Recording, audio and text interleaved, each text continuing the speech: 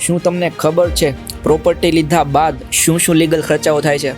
ચાલો હું તમને જણાવું. તો એમાં પહેલું છે સ્ટેમ્પ ડ્યુટી, જે 4.9% ભરવી પડે છે, અને બીજું છે રજિસ્ટ્રેશન ફી. જો જેન્ટ્સના નામ પર પ્રોપર્ટી લેવામાં આવે તો 1% ભરવી પડે છે, અને જો લેડીઝના નામ પર લેવામાં આવે તો રજિસ્ટ્રેશન ફી ભરવી પડતી નથી. અને ત્રીજું છે જીએસટી, જે 1% ભરવો પડે છે અફોર્ડેબલના કેસમાં. હવે અફોર્ડેબલ ક્યારે નક્કી થાય?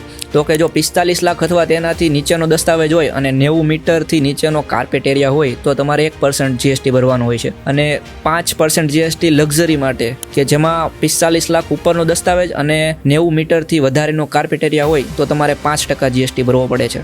ચોથું છે જીબી અને સુડા, અથવા જો તમારે ત્યાં ટોરેન્ટ છે તો ટોરેન્ટ અને એસએમસી. અને પાંચમું છે મેન્ટેનન્સ ડિપોઝિટ, જે 50,000થી લાખ રૂપિયા સુધીની લેવામાં આવે છે, જે તમારા સોસાયટીના ખાતામાં ડિપોઝિટ કરી દેવામાં આવે છે, જેથી તમારા સોસાયટીમાં કાંઈ નાનો મોટો ખર્ચ આવે તો તેમાંથી આપણે યુઝ કરી શકીએ. તો હવે જ્યારે તમે ગાડી લઈને જાઓ અને તમને હોર્ડિંગ્સ ઉપર 50 કે 60 લાખ રૂપિયા દેખાય અને તેની બાજુમાં નાનું ફૂલડું હોય તો એનો મતલબ જાણો છો, તમારે આ બધા લીગલ ખર્ચા અલગથી દેવાના છે. જો આ માહિતી તમને ઉપયોગી લાગી હોય તો આવી જ ઇમ્પોર્ટન્ટ માહિતી માટે અમને ફોલો કરો અને મળીએ એક નવા ટોપિક સાથે.